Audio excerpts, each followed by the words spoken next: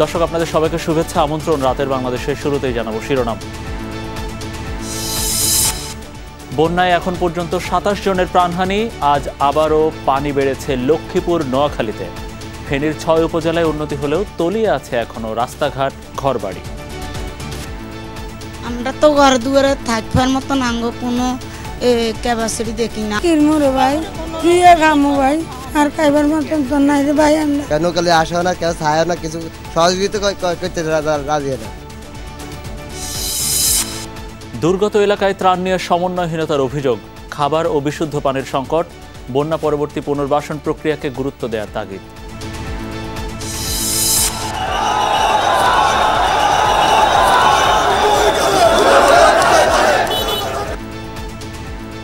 হত্যা মামলায় হাসানুর রকিনুর ৭ ও রাশেদ খান মেননের ৬ দিনের রিমান্ড মঞ্জুর। সাবেক তথ্য প্রতিমন্ত্রী আরাফাতের গ্রেফতার নিয়ে ধোঁয়াশা। ১৬ বছরে আইনশৃঙ্খলা বাহিনীর হাতে গুমের ঘটনা তদন্তে ৫ সদস্যের কমিশন গঠন। ৪৫ কর্মদিবসে দিতে হবে প্রতিবেদন।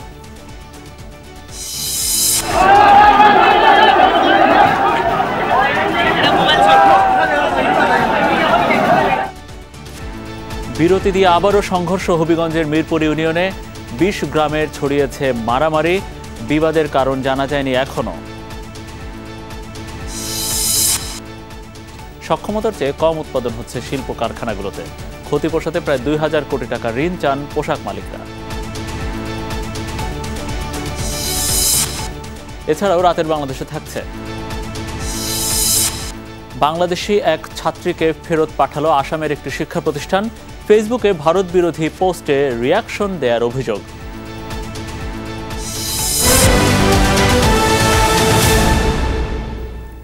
দর্শক, এতক্ষণ আপনারা শিরোনামগুলো দেখছিলেন। আপনাদের সাথে আছি আমি মনিরুল ইসলাম। তো চলুন শুরু করা যাক বিস্তারিত খবর। শুরুতে বন্যা প্রসঙ্গ। লক্ষ্মীপুরের মানুষের একমাত্র আতঙ্কের নাম পানি। সেই যে এসেছে, ভাসিয়ে দিয়েছে সবকিছু, নামার আর যেন লক্ষণে নেই।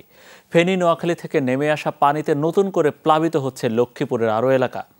জীবন এখানে পড়েছে ভীষণ হুমকির মুখে। আনিস কবিরকে সাথে নিয়ে লক্ষ্মীপুর থেকে জানাচ্ছেন তাজনুর ইসলাম, ছবি তুলেছেন রাকিবুল ইসলাম।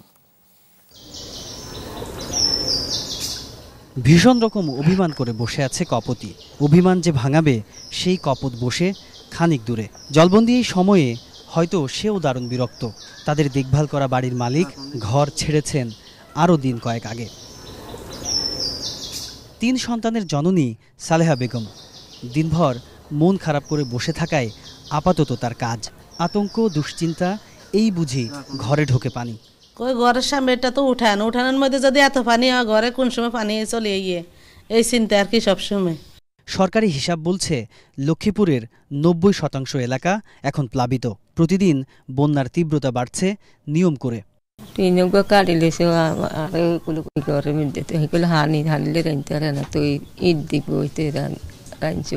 প্রতিবন্ধী বাচ্চাটারা নিয়ে আমাদের বেশি কষ্ট পানির কারণে, আর ওই যে টেনশন, আমগো ঘরটা পুকুর দিকে পড়ে যায় নাই। ফেনী, নোয়াখালী থেকে নেমে আসা পানিতে নতুন করে প্লাবিত হচ্ছে লক্ষ্মীপুরের বিস্তীর্ণ এলাকা। এ জল কবে নামবে তা জানে না কেউ। বেড়া দিয়ে একজন মানুষদেরকে ইট নিয়ে দিই, আর মানুষদেরকে রাস্তার মাথায় নিয়ে দিই। আশ্রয় কেন্দ্রগুলোই সহায়তা আসছে ধীর গতিতে। তবে সেই গতি এখনই না বাড়ালে হুমকিতে পড়বে হাজার হাজার মানুষের প্রাণ। লাখ লাখ টাকা খরচ করে নির্মিত বাড়ি, অথচ সেই বাড়ি এখন তালাবদ্ধ। এই বাড়িতে এখন আর থাকা যাচ্ছে না। আর এই থাকতে না পারার কারণ বাড়ির সামনে কোমর অবধি পানি। এই এলাকার মানুষ বলছেন গেল 9 দিন ধরেই তারা জলবন্দী অবস্থায় জীবনযাপন করছেন। পানি কমছে, এটি ফেনীবাসীর জন্য যেমন সুসংবাদ, ঠিক উল্টো দিকে লক্ষ্মীপুরের বাসিন্দা যারা, তারা পড়েছেন চরম বিপাকে। তাজনুর ইসলাম, যমুনা নিউজ, লক্ষ্মীপুর। পানি কমছে ফেনীর ৬ উপজেলার বেশিরভাগ এলাকায়। তবুও এখনও ঘরে ফেরার কিংবা বসতবাড়িতে থাকার উপযোগী পরিবেশ তৈরি হয়নি। কেননা পরিবর্তন বলতে ডুবে যাওয়া ঘর থেকে পানি নেমে কোমর সমানে এসেছে। এখনও তলিয়ে অনেক এলাকার রাস্তাঘাট। ত্রাণ সংকট যেন আরও তীব্রতর হয়েছে। ইতোমধ্যেই দেখা দিয়েছে নানান রোগ জীবাণু। বানভাসী মানুষ একদিকে ছুটে বেড়াচ্ছেন ত্রাণের জন্য, অন্যদিকে মেডিকেল ক্যাম্পে প্রয়োজনীয় চিকিৎসার জন্য। ফেনী থেকে সাইফুদ্দিন রবিনের রিপোর্ট, ছবি তুলেছেন শাহিন আলম। এবারে বন্যায় সবচেয়ে ভয়াবহ পরিস্থিতি ছিল যে এলাকায়, তার অন্যতম এই ফুলগাজী। ফেনী থেকে ফুলগাজীর রাস্তায় কোনো ঠাঁই ছিল না। উদ্ধার ও ত্রাণ কার্যক্রমের জন্য ভরসা ছিল কেবলই বড় নৌযান ও স্পিডবোট। সেই পথে এখন কিছুটা হলেও যান চলছে। ফুলগাজী শহরেই দেখা মিলল মনির সঙ্গে। ভিক্ষা করেই জীবন নির্বাহ তার। যে পথে হেঁটে হেঁটে, যে বাড়ি সব ঘুরে ঘুরে তিনি ভিক্ষা করতেন, সে সবই তো ভেসে গেছে বানের জলে। তার মতো এমন আশ্রয়হীন এখনো এই অঞ্চলের বেশিরভাগ মানুষ। নহলে কিরমুরে ভাই কি খামো ভাই, আর খাইবার মতন তো নাই রে ভাই। আমার নিজের বাসা থাকতে পারি না, এতটুকু জল আসছে। দুঃখে আছি, সুখে নাই। যেসব বাইরা তান নিয়ে আসছে বিভিন্ন সোসাইটি থেকে, আমরা তাদের কাছে চিরকৃতজ্ঞ। তবে তানগুলো ডিস্ট্রিবিউট অনেক অনিয়ম হচ্ছে। এই মেডিকেল ক্যাম্পে ভিড় বাড়ছে। বন্যা পরবর্তী নানান রোগ ব্যাধি শুরু হয়েছে বানভাসী মানুষের। এ যেন মরার উপর খাড়ার খাঁ। পানিবাহিত যে রোগগুলো আছে, বিশেষ বাচ্চা, শিশুরা, বৃদ্ধরা এটাতে বেশি আক্রান্ত হচ্ছে আর কি। বাচ্চা বমি হচ্ছে, জ্বর, এরপরে পা ক্ষত হয়ে গেছে। মঙ্গলবার দুপুরে ফুলগাজীতে ত্রাণ বিতরণ কার্যক্রম ও মেডিকেল ক্যাম্প পরিদর্শনে আসেন নৌবাহিনী প্রধান অ্যাডমিরাল মোহাম্মদ নাজমুল হাসান। জানান, বন্যা দুর্গত এলাকায় ত্রাণ সহায়তা অব্যাহত রাখতে হবে। পুনর্বাসন এবং পুনর্নির্মাণের বিষয়টা দীর্ঘমেয়াদী এবং সেখানে আর্থিক সংস্কারের বিষয়টাও জরুরি ত্রাণ সরবরাহের চাইতে আরও অনেক বেশি ব্যয়বহুল। এই ব্যাপারে আমার বিশ্বাস সরকারিভাবে একটা সমন্বিত সিদ্ধান্ত হবে। ফেনীর 6 উপজেলার প্রায় সবকটিতেই এখনো নির্দিষ্ট কিছু এলাকা তলিয়ে আছে। তবে নামতে থাকা পানিতে বেশি ক্ষতিগ্রস্ত এখন দাগনভূঞা ও ফেনী সদর উপজেলা। পানি নামতে শুরু করেছে ফেনীর বন্যাঞ্চলে। ফেনীর প্রায় 6টি উপজেলা পুরোটাই তলিয়ে গিয়েছিল এই বন্যায়, কিন্তু ধীরে ধীরে সেই বন্যার পানি নামতে শুরু করার পর আরও স্পষ্ট হয়ে উঠেছে এক একটি ঘরবাড়ি যেন এক একটি বিচ্ছিন্ন দ্বীপ হয়ে উঠেছিল এই বন্যায়। বানভাসী মানুষ এখন বন্যা পরবর্তী নানান ধরনের সংকটের মুখোমুখি। কখনো খাবারের সংকট, সেই পুরাতন সংকট তীব্র হয়েছে আরও বেশি প্রকটভাবে, এবং কখনো কখনো স্বাস্থ্য ঝুঁকি অর্থাৎ পানিবাহিত নানান রোগে আক্রান্ত হয়ে সামনের দিনগুলো তারা মোকাবেলা করতে হবে। সাইফুদ্দিন রবিন, যমুনা নিউজ, ফেনী। এদিকে নোয়াখালীর অধিকাংশ এলাকায় বন্যা পরিস্থিতি অপরিবর্তিত রয়েছে, তবে খানিকটা অবনতি হয়েছে সোনাইমুড়ি, বেগমগঞ্জ ও সদরের একাংশে। দুর্গত এলাকার কয়েকশো পরিবার এখনও দিন কাটাচ্ছেন কোমর পানিতে। অভিযোগ আছে ত্রাণ নিয়ে সমন্বয়হীনতার। সড়কের পাশের আশ্রয়কেন্দ্রে ত্রাণ পৌঁছলেও পাচ্ছেন না প্রত্যন্ত অঞ্চলের বন্যা কবলিত মানুষ। তালিকা ধরে ধরে ওইসব এলাকায় জরুরি ভিত্তিতে ত্রাণ পাঠানো প্রয়োজন বলে মনে করছেন ভুক্তভোগীরা। নোয়াখালী থেকে নাহিদ হোসেনের ক্যামেরায় আমাদের সহকর্মী রিয়াজ রায়হানের রিপোর্ট। 50 মনোয়ারা বেগম। স্বামী মারা গেছেন 1 যুগ আগে। 3 সন্তানের সবাই দূরে। বানের সঙ্গে বাঁচা মরার লড়াইটা এখন শুধুই একার। বাড়িতে পানি রান্না করতে পারি না, থাকা ঘরে থাকতে পারি না, সব ডুবি যাইতেছে, চৌকি উঠে বসে থাকি। এমন অসংখ্য মনোয়ারা এখনো আটকে আছেন বানের পানিতে। শেষ সম্বল কোনো মতে আঁকড়ে ধরে থেকে গেছেন বাড়িতে, অথচ ঘরের ভেতর হাঁটু পানি আর ঘরের সামনে কোমর, কখনো গলা অবধি। আমরা তো ঘর দুয়ারে থাকবার মতন আঙ্গ কোনো ক্যাপাসিটি দেখি না। আরেকজনের বিল্ডিং এ আইয়া আমরা আশ্রয় লইছি। এখন আমরা হাঁপ জোক এগুলোর ভিতরে কষ্ট করে থাকতেছি, কি করুম, যাইবে তো আমাদের কোনো আশ্রয় নাই। সংকটে সংগ্রাম করে যারা থেকে গেছেন বাড়িতে, তারাই এখন নিরন্ন, বিপন্ন। ত্রাণ তো দূরে থাক, খোঁজ খবর নেন না কেউ। খাওয়া দাওয়ার তো সমস্যা, বাপ অসুস্থ করে, তারপরে ছাগল যে কতদিন ঘাস খাইতে পারে না। আমরা এই যে পানির মধ্যে ডুব দিয়েছে, আমাদেরকে কেউ কিছু দেয় না, কেউ দেখতেও আসে না, কেউ জিজ্ঞাসা করে না, কেন কালে আসে না, কেউ ছায় না, কিছু সহযোগিতা করতে রাজি না। ত্রাণের সঙ্গে তেরেসমাদি শব্দটা বোধ হয় এখন খুব যায়, কারণ কেউ 10 বার, কেউ একবারও না। অবশ্য কারণও বের করেছেন স্থানীয়রাই। বলছেন সিন্ডিকেটের ভূত চেপেছে নৌকার মাঝিদের মাথায়। বন্যার দুঃসময় নৌকার যারা মাঝি তারা অতিরিক্ত বাড়াচ্ছে। মনে করেন যেখানে 20 টাকা নেওয়ার দরকার ওইখানে নেয় 100 টাকা, যেখানে নেওয়ার দরকার 100 টাকা এখানে নেয় 1000 টাকা। বানের তোড়ে ভেসে যাওয়ার আগে যারা আশ্রয় কেন্দ্রে উঠেছেন তাদের অবশ্য খুব একটা সমস্যা নেই, তবে অধিকাংশ আশ্রয় কেন্দ্রেও যেতে হচ্ছে পানি ডিঙ্গিয়ে। প্যারাসিটামল, স্যালাইন, ম্যাট্রিল যেগুলো এখন বেশি দরকার আর কি, এগুলো আমরা চেষ্টা করছি, যতটুকু পরিমাণ দেওয়ার চেষ্টা করছি। বন্যা কবলিত এলাকায় বেড়েছে চুরি ডাকাতি, তাই তো গলা পানিতে থাকলেও অনেকেই বাড়ি ছেড়ে যেতে চাচ্ছেন না অন্যত্র। ঘর দুয়ারে মানে ঘর দুয়ারে এখন কে আসেনি, সব তো ব্যাগে যান বাসা চলতেছে, ইয়ে হওয়ার সরে হাতে সব লেগেছে। ওই টানা রোদ থাকলে অল্প সময়ের মধ্যে বন্যা পরিস্থিতির উন্নতি হবার সম্ভাবনা আছে বলে জানান দায়িত্বপ্রাপ্ত দপ্তরের কর্মকর্তারা। নোয়াখালীর এই বন্যা দুর্গত এলাকায় সবচেয়ে বড় সমস্যা হচ্ছে ত্রাণ বিতরণ। অর্থাৎ স্থানীয়রা বলছেন কোনো সমন্বয় না থাকার কারণেই প্রকৃত দুর্গত যারা বা প্রত্যন্ত অঞ্চলে যারা তারা ত্রাণ পাচ্ছেন না। আর তাই স্থানীয় প্রতিনিধির মাধ্যমে যদি জেলা অথবা উপজেলা প্রশাসনের একটি সমন্বয় দল করা যায়, সেই দল ঠিক করবে কোথায় কোথায় ত্রাণ এখনো পৌঁছায়নি বা প্রত্যন্ত অঞ্চলে কিভাবে সহজে ত্রাণ পৌঁছানো যায়। কারণ যারা দূর থেকে আসছেন তারা সহজে জানতে পারছেন না কোথায় পেয়েছে আর কোথায় পায়নি। আর সেই সমন্বয় যদি করা যায় তাহলেই যারা ভুক্তভোগী রয়েছেন তাদের কাছে ত্রাণ পৌঁছানো সম্ভব। রিয়াজ রায়হান, যমুনা নিউজ, সোনাইমুড়ি, নোয়াখালী। চলমান বন্যা পরিস্থিতিতে এখন পর্যন্ত 27 জনের মৃত্যু হয়েছে বলে জানিয়েছে দুর্যোগ ব্যবস্থাপনা ও ত্রাণ মন্ত্রণালয়। সবচেয়ে বেশি মারা গেছে কুমিল্লায়, মৃতের সংখ্যা 10 জন। দুপুরে রাজধানীর দুর্যোগ ব্যবস্থাপনা ও ত্রাণ মন্ত্রণালয়ে এক সংবাদ সম্মেলনে এই তথ্য জানানো হয়। বন্যায় দ্বিতীয় সর্বোচ্চ নোয়াখালী ও চট্টগ্রামে মারা গেছেন 5 জন করে। এছাড়া কক্সবাজার জেলায় 3 জন, আর ফেনী, খাগড়াছড়ি, ব্রাহ্মণবাড়িয়া ও লক্ষ্মীপুরে 1 জন মারা গেছেন। নিখোঁজের তালিকায় আছেন মৌলভীবাজার জেলার 2 জন, জানিয়েছে দুর্যোগ ব্যবস্থাপনা ও ত্রাণ মন্ত্রণালয়। সংবাদ সম্মেলনে বন্যা দুর্গত এলাকায় সরকারি বেসরকারি সহ সব পর্যায় থেকে ত্রাণ বিতরণ অব্যাহত রয়েছে বলে জানিয়েছে মন্ত্রণালয়। ব্রিফিংয়ে অংশ নেন সংশ্লিষ্ট সবগুলো পক্ষের প্রতিনিধিরা। মন্ত্রণালয়ের সাথে অনলাইনে যুক্ত হয়ে মাঠের বাস্তবতা জানান যমুনা টেলিভিশনের সিনিয়র রিপোর্টার রিয়াজ রায়হান। দুর্গম এলাকা এখন আর নাই, আমরা সকল জায়গায় ত্রাণ পৌঁছাতে পেরেছি। উপর থেকে পানি নিচের দিকে নেমে যাচ্ছে বলেই কিছু কিছু জায়গা নতুন করে প্লাবিত হচ্ছে। সেই সমস্ত জায়গাতে সব রানিং পানি খুব দ্রুত নেমে যাবে বলে আমরা আশা করছি। বাংলাদেশকে না জানিয়ে পার্শ্ববর্তী দেশ যদি আবারও বাঁধের পানি ছেড়ে দেয় তাহলে দুই দেশের সম্পর্ক তখন থেকেই নির্ধারণ হবে, এমন হুঁশিয়ারি দিয়েছেন বৈষম্য বিরোধী ছাত্র আন্দোলনের সমন্বয়ক সার্জিস আলম। বন্যার্তদের সাহায্যে সমাজের বিত্তবানদের এগিয়ে আসা উচিত বলেও মন্তব্য করেছেন তিনি। দুপুরে টিএসসিতে গণত্রাণ সংগ্রহ কর্মসূচি পরিদর্শনে গিয়ে এসব কথা বলেন তিনি। পঞ্চম দিনেও সমাজের বিভিন্ন পেশার মানুষ অনুদান প্রদান করেন টিএসসিতে। 5 আগস্ট বিকেলে একমাত্র মেয়ে মেহরুন্নেসাকে হারিয়েছেন বাবা মোশাররফ হোসেন। পুলিশের গুলিতে নিজ বাসাতেই মৃত্যুর কোলে ঢলে পড়েন মেয়ে মেহরুন্নেসা। আন্দোলনে সক্রিয় ভূমিকা পালন করা একমাত্র মেয়ের ভবিষ্যৎ নিশ্চিতে টাকা জমিয়েছিলেন বাবা। মেয়ের মৃত্যুর পর সেই টাকা জমা দিলেন বন্যার্তদের মাঝে। সন্তানহারা পিতার একমাত্র আশা মেয়ের রক্তের বিনিময়ে হলেও দেশে শান্তি ফিরে আসবে দ্রুততম সময়ে।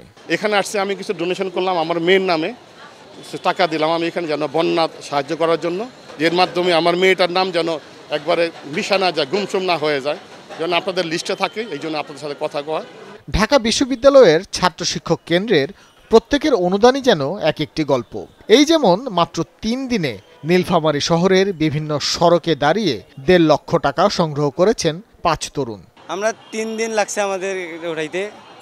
আমরা অনেকগুলো প্রায় 1.5 লাখ টাকার মতো কালেক্ট করছি এবং আমরা 50,000 টাকার শুকনা খাবার, মুড়ি, চিরা এগুলো কিনছি।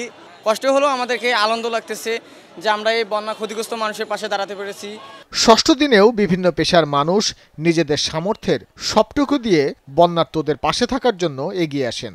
এদিনও ত্রাণ হিসেবে কাপড় না দিতে দেশবাসীর প্রতি আহ্বান জানিয়েছেন শিক্ষার্থীরা। একটা খাবার নিয়ে আসছি, গতকাল রাত 11টা রওনা দিয়েছি, আজকে সকাল 11টা এসে পৌঁছাইছি। ছাত্রদের আসার পরে তাদের উপরে আমরা সাধারণ মানুষ, আমাদের একটা আত্মবিশ্বাস অনেক বেড়ে গেছে। সব বয়সের ছেলে মেয়েরা, দেখেন এই যে ছেলেটা অল্প বয়সের, এরকম বছর বয়স থেকে তারও কনফিডেন্স পাচ্ছে। দুপুরে এই কার্যক্রমের সার্বিক পরিস্থিতি দেখতে আসেন বৈষম্য বিরোধী আন্দোলনের সমন্বয়ক সার্জিস আলম। ভারতের না জানিয়ে বাঁধ খুলে দেবার বিষয়ে ক্ষোভ প্রকাশ করেন তিনি। এটা যেন নিয়ম মাফিক, একটি প্রোটোকল মাফিক, একটি পরিবার মতো হয়, সেটি আমাদের জায়গা থেকে স্পষ্ট চাওয়া। এবং অবশ্যই পূর্বে থেকে এই বিষয়ে আলোচনা থাকতে হবে এবং ওই অনুযায়ী যেন আমরা আমাদের কর্মপদ্ধতি নির্ধারণ করতে পারি, সেই সময়টুকু থাকতে হবে। তা না করে কেউ যদি এরকম কিছু করে, স্পষ্ট আমাদের কথা, এটি আমাদের আন্তঃরাষ্ট্রের যে সম্পর্ক সেটি নির্ধারণ করবে। পানি নেমে যাবার পরই বন্যার্তদের পুনর্বাসনে মূল চ্যালেঞ্জ শুরু হবে। সেই চ্যালেঞ্জ মোকাবেলায় প্রস্তুত থাকতে বর্তমান সরকার ও প্রতিষ্ঠানকে এখন থেকেই প্রস্তুতি নেয়ার আহ্বান জানানো হয় শিক্ষার্থীদের পক্ষ থেকে। ভাস্কর ভাদুরী, যমুনা নিউজ, ঢাকা। দক্ষিণ এশীয় অঞ্চলে আঞ্চলিক সহযোগিতা বাড়াতে সার্ককে পুনরুজ্জীবিত করার জন্য পাকিস্তান সরকারের প্রতি আহ্বান জানিয়েছেন অন্তর্বর্তী সরকারের প্রধান উপদেষ্টা অধ্যাপক ডক্টর মোহাম্মদ ইউনুস। বিকেলে রাষ্ট্রীয় অতিথি ভবন যমুনায় ঢাকায় নিযুক্ত পাকিস্তানের হাই কমিশনার সৈয়দ আহমেদ মারুফের সাথে সৌজন্য সাক্ষাতে তিনি এই আহ্বান জানান। বৈঠকে পাকিস্তানের হাই কমিশনার দুই দেশের মধ্যে বাণিজ্য, অর্থনৈতিক সম্পর্ক এবং জনগণের মধ্যে যোগাযোগ পুনরুজ্জীবিত করার প্রয়োজনীয়তার উপর গুরুত্ব আরোপ করেন। হাই কমিশনার জানান, পাকিস্তানের প্রধানমন্ত্রী শাহবাজ শরীফ এবং দেশটির জনগণ বাংলাদেশের সাম্প্রতিক ভয়াবহ বন্যায় গভীরভাবে উদ্বিগ্ন। পাকিস্তান বাংলাদেশকে সহায়তা করতে প্রস্তুত। এ সময় পাকিস্তানি নাগরিকদের জন্য বাংলাদেশের ভিসা প্রক্রিয়া সহজ এবং দুই দেশের মধ্যে সরাসরি ফ্লাইট চালুর আহ্বান জানান পাকিস্তানের হাই কমিশনার। আন্তর্জাতিক মঞ্চে রাশিয়া বাংলাদেশের পাশে থাকবে বলে জানিয়েছেন বাংলাদেশে নিযুক্ত রাশিয়ার রাষ্ট্রদূত আলেকজান্ডার মান্টেটস্কি। বিকেলে রাষ্ট্রীয় অতিথি ভবন যমুনায় প্রধান উপদেষ্টা ডক্টর মোহাম্মদ ইউনুসের সঙ্গে সৌজন্য সাক্ষাৎ করে তিনি এই কথা বলেন। বৈঠকে রাষ্ট্রদূত রাশিয়ার কারিগরি ও আর্থিক সহায়তায় বাংলাদেশে নির্মিত রূপপুর পারমাণবিক বিদ্যুৎ কেন্দ্র এবং খাদ্য নিরাপত্তা, জ্বালানি অনুসন্ধান এবং বিজ্ঞান প্রযুক্তিতে সহায়তা বাড়ানো সহ পারস্পরিক স্বার্থ সংশ্লিষ্ট বিষয় নিয়ে আলোচনা করেন। রাশিয়ার রাষ্ট্রায়ত্ত জ্বালানি কোম্পানি গ্যাসপ্রম দ্বীপ জেলা ভোলায় আরও 5টি গ্যাস কূপ অনুসন্ধান এবং আরও অভ্যন্তরীণ কূপ অনুসন্ধানের আগ্রহ প্রকাশ করেছে বলেও জানিয়েছেন রাশিয়ার রাষ্ট্রদূত। বাংলাদেশকে সমৃদ্ধির পথে এগিয়ে নিয়ে যাওয়ার সক্ষমতা রাখেন ডক্টর মোহাম্মদ ইউনুস, এমন প্রশংসা করেছেন ঢাকায় নিযুক্ত সৌদি রাষ্ট্রদূত ইউসুফ ইসা আল দুহাইলান। বিকেলে রাষ্ট্রদূত সৌজন্য সাক্ষাতে গেলে সৌদি আরবকে বাংলাদেশের অত্যন্ত গুরুত্বপূর্ণ বন্ধু বলে উল্লেখ করেন ডক্টর মোহাম্মদ ইউনুস। রাষ্ট্রদূত দুই দেশের মধ্যে অর্থনৈতিক সম্পর্ক বাড়ানোর আহ্বান জানান। বলেন, সৌদি ব্যবসায়ীরা বাংলাদেশে লজিস্টিক্স, পরিষেবা খাত এবং আরএসজিটি ইন্টারন্যাশনাল ও আকোয়ে পাওয়ারের মাধ্যমে নবায়নযোগ্য জ্বালানি খাতে আরও বিনিয়োগ করতে আগ্রহী। এ সময় সৌদি আরবের চলমান সহযোগিতা অব্যাহত রাখার আহ্বান জানান প্রধান উপদেষ্টা ডক্টর ইউনুস। ছাত্র জনতার আন্দোলনে নিউ মার্কেট এলাকায় পুলিশের গুলিতে নিহত ব্যবসায়ী আব্দুল ওয়াদুদ হত্যা মামলায় জাসদ সভাপতি ও সাবেক মন্ত্রী হাসানুল হক ইনুকে 7 দিনের রিমান্ড মঞ্জুর করেছেন আদালত। আর আদাবর থানার গার্মেন্টস কর্মী রুবেল হত্যা মামলায় দ্বিতীয় দফায় ওয়ার্কার্স পার্টির সভাপতি রাশেদ খান মেননকে 6 দিনের রিমান্ড দেওয়া হয়েছে। বিকেলে ঢাকার চিফ মেট্রোপলিটন ম্যাজিস্ট্রেট আদালতের পৃথক 2 বিচারক তাদের এই রিমান্ড মঞ্জুর করেন। দেশের বড় দুটি বাম দলের প্রধান 2 নেতা রাশেদ খান মেনন ও হাসানুল হক ইনুকে আদালতে উপস্থিত করার আগেই জোরদার করা হয় নিরাপত্তা ব্যবস্থা। বিকেল 5টার কিছু পরে তাদের আদালতে তোলা হয়। এ সময় বিক্ষুব্ধ আইনজীবী জনতা তাদের শাস্তির দাবি জানিয়ে বিক্ষোভ করেন। অনেকে ইনু ও মেননের উপর চড়াও হন। ভিড় সামাল দিতে হিমশিম খেতে হয় আইনশৃঙ্খলা বাহিনীর সদস্যদের। শুনানির শুরুতে ছাত্র জনতার উপর নির্বিচারে গুলি চালানোর ঘটনায় সাবেক প্রধানমন্ত্রীর সহযোগী হিসেবে তাদের দুজনের 10 দিনের রিমান্ড মঞ্জুর করার আবেদন করে পুলিশ। উভয় পক্ষের শুনানি শেষে বিভিন্ন মেয়াদে তাদের রিমান্ড মঞ্জুর করেন আদালত। এই হত্যা মামলায় আমরা আশা করছি এরা যেহেতু পরিকল্পনাকারী হিসাবে, ষড়যন্ত্রকারী হিসাবে, সহায়তাকারী হিসাবে, মদতদাতা হিসাবে তারা অপরাধের সঙ্গে তারা জড়িত এবং তাদের সর্বোচ্চ শাস্তি হবে। মামলায় যথেষ্ট তথ্য উপাত্ত না থাকা সত্ত্বেও রিমান্ড দেয় অসন্তোষ জানান আসামিপক্ষের আইনজীবী। রিমান্ডের যে যুক্তিগতা থাকার কথা উপাদান থাকার তার কিছুই নেই। আমরা এই রিমান্ডে আমরা সন্তুষ্ট না, তারপরও বিজ্ঞ আদালতের প্রতি এবং আইনের প্রতি আমরা শ্রদ্ধাশীল।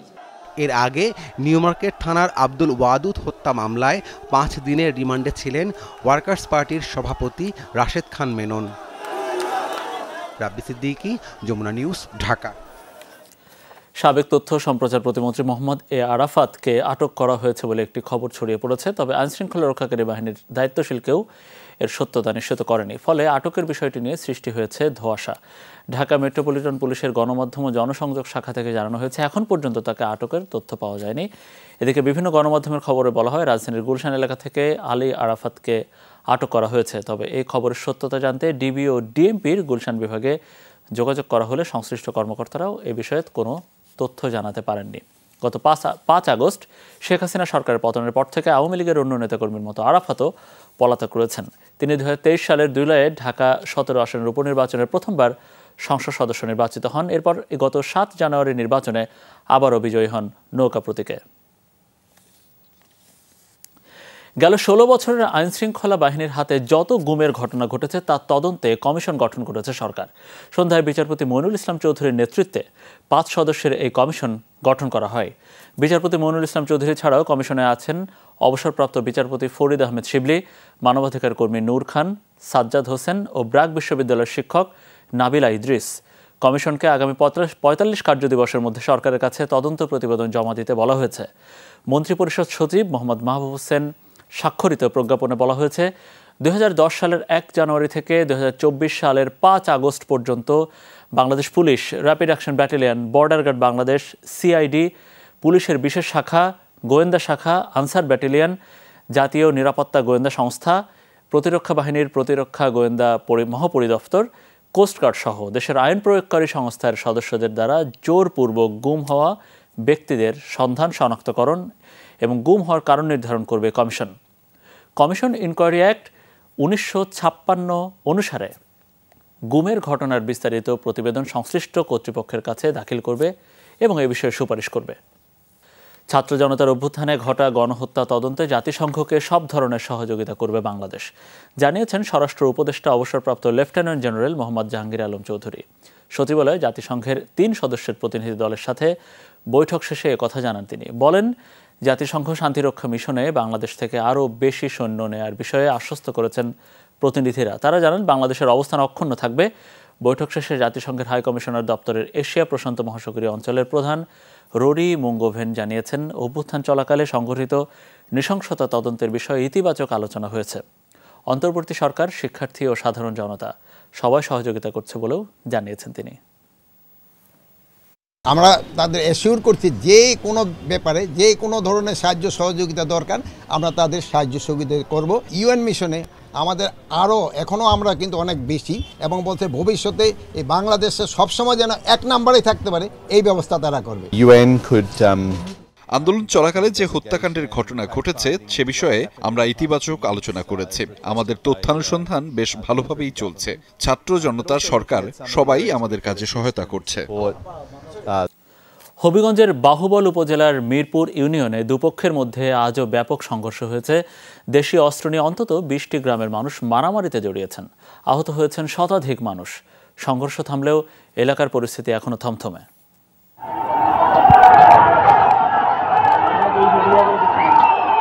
মাইকিং শুনে রণসাজে হাজির দুপক্ষের কয়েক হাজার মানুষ। বাহুবলের মিরপুর বাজার এলাকা যেন যুদ্ধক্ষেত্র। সোমবার সন্ধ্যা থেকে রাত 12টা পর্যন্ত সংঘর্ষের পর কয়েক ঘন্টার বিরতি। দিনের আলো ফুটতেই আবারও মারামারির প্রস্তুতি। দুপক্ষই মাইকিং করে গ্রামবাসীদের জড়ো করে। এক পর্যায়ে আবারও সংঘর্ষে জড়ায় তারা। মারামারিতে যোগ দেয় অন্তত 20টি গ্রামের মানুষ। খবর পেয়ে ঘটনাস্থলে যায় পুলিশ। সংঘর্ষের মাঝে পড়ে এক পর্যায়ে নিরাপদে সরে যেতে বাধ্য হয় পুলিশ সদস্যরা। জানি না যে তাদের সাথে রাতে বিভিন্ন জনের সাথে কথাবার্তা বলে তারা বিচার সালিশ আনছে। সকালে আবার শুরু হয়ে গেছে। আমরা গেছিলাম, আমি গেছিলাম, ওসি সাহেব গেছিলাম, আমরা অফিসার কয়েকজন আছে গেছিলাম। আমরা মাঝে রাইকে আমাদের তারা আবার শুরু করে দিছে। আমাদের উপর ইট পাটকেল ছুটছে। স্থানীয়রা জানায় সোমবার লামাতাসি গ্রামের আলফু মিয়ার সাথে বানিয়াগাঁও গ্রামের জহুরুল মিয়ার কথা কাটাকাটি হয়। কেউ বলছেন পাওনা টাকা নিয়ে বাকবিতণ্ডা, আবার কেউ বলছেন নারী ঘটিত বিষয় নিয়ে তাদের মধ্যে তর্ক হয়। এক পর্যায়ে দুপক্ষের লোকজনের মধ্যে সংঘর্ষ শুরু হয়। 5 ঘন্টা ধরে মারামারির পর সালিশ বৈঠকে সমঝোতার মাধ্যমে তা থামে। তবে মঙ্গলবার সকালে আবারও ছড়ায় উত্তেজনা। কয়েক ঘন্টা সংঘর্ষের পর খবর পেয়ে ঘটনাস্থলে যায় সেনাবাহিনী। পরে পরিস্থিতি অনেকটা নিয়ন্ত্রণে আসে। আহতদের বিভিন্ন হাসপাতালে চিকিৎসা দেয়া হচ্ছে। জাহিদ হাসান, যমুনা নিউজ। বন্যা ও ছাত্র আন্দোলনের সময়কার লোকসান সামলাতে প্রায় ২,০০০ কোটি টাকার সফট লোন চায় বিজিএমইএ, যা পরিশোধ করা হবে ১ বছরে। সেক্ষেত্রে ৩টির বদলে ৬ কিস্তি মিস করলে জরিমানা হতে পারে, এমন প্রস্তাব দিয়েছেন পোশাক খাতের শীর্ষ ব্যবসায়ীরা। অর্থ উপদেষ্টা বলেন, নতুন সরকার জিএসপি পুনরুদ্ধারে কাজ করে যাচ্ছে। অন্তর্বর্তী সরকার দায়িত্ব নেয়ার প্রায় ১ মাস হতে চললেও ব্যবসায়ীদের শঙ্কা কাটেনি। পোশাক খাতে অর্ডার কমে যাওয়ার দুশ্চিন্তা, মাঝে কিছুদিন ইন্টারনেট বন্ধ থাকায় একরকম যোগাযোগ বিচ্ছিন্ন ছিলেন বিদেশি ক্রেতারা, ব্যাহত কাঁচামালের সরবরাহ, চলমান অস্থিরতায় এলসি আর শ্রমিকদের বেতনের টাকা দিতেও ব্যাংকে ধর্ণা দিতে হচ্ছে ব্যবসায়ীদের। এসবের সমাধান জানতে মঙ্গলবার অর্থ ও বাণিজ্য উপদেষ্টার শরণাপন্ন ব্যবসায়ীরা। প্রথমে বিজিএমইএ এবং পরে শীর্ষ ব্যবসায়ী নেতাদের সাথে আলাদা বৈঠকে বিদেশি ক্রেতাদের সাথে যোগাযোগের সর্বশেষ পরিস্থিতি জানতে চান ডক্টর সালেহ উদ্দিন আহমেদ। জবাবে ব্যবসায়ীরা জানান, সক্ষমতার চেয়ে কম উৎপাদন চলছে অনেক কারখানায়। নিরাপত্তার শঙ্কায় অর্ডার নিয়ে ভিয়েতনাম, কম্বোডিয়ায় চলে যাচ্ছেন বায়াররা। 15-16-17 দিনের মতো প্রোডাকশন বন্ধ ছিল, যার ফলে ফ্যাক্টরিগুলি তাদের ডকুমেন্ট হয়তো অন টাইম ব্যাংকে দিতে পারবে না।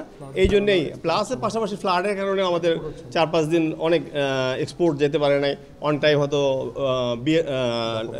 ডকুমেন্ট পাবে না, ব্যাংকে নেগোশিয়েট করতে পারবে না। এই সমস্ত কারণ মিলেই আমরা একটা সহযোগিতা চেয়েছি। ডক্টর ইউনূস মানে একটা ব্র্যান্ড সারা বিশ্বে, তো ওনার এই ইমেজকে কাজে লাগিয়ে ইউএসএ সহ ইউতে আমাদের যে মেইন এক্সপোর্ট ডেস্টিনেশন, সেখানে এই সুবিধাগুলি নেওয়া, ইউএস মার্কেটে ডিউটি ফ্রি অ্যাক্সেস নেওয়া, এগুলি নিয়ে আমরা কথা বলেছি এবং উনি এই ব্যাপারে কাজ করছেন। পুলিশ আস্তে আস্তে ইফেক্টিভ হচ্ছে, ইন্ডাস্ট্রিয়াল পুলিশ ইফেক্টিভ হচ্ছে এবং র্যাবকেও তারা কাজে লাগাবে। মানে কম্বাইনভাবে বলছে, আপনাদের লেভেল থেকেও আপনারা সবার সাথে যোগাযোগ করে আমাদেরকে সহযোগিতা করেন। এ সময় উপদেষ্টা জানান, ব্যবসা বান্ধব পরিবেশ নিশ্চিতে সব সহায়তা করবে সরকার, বাড়ানো হবে কারখানার নিরাপত্তা। এলসি তাড়াতাড়ি ইস্যু করা, জিনিসপত্র আটকে না থাকে পোর্টে, এয়ারপোর্টে, এগুলি করতে পারবে ব্যবসা করার জন্য যারা সব।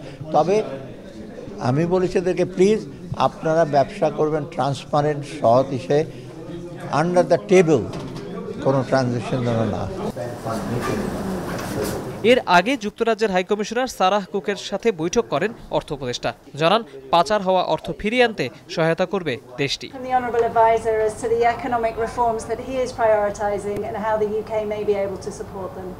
তৌহিদ হোসেন, যমুনা নিউজ, ঢাকা।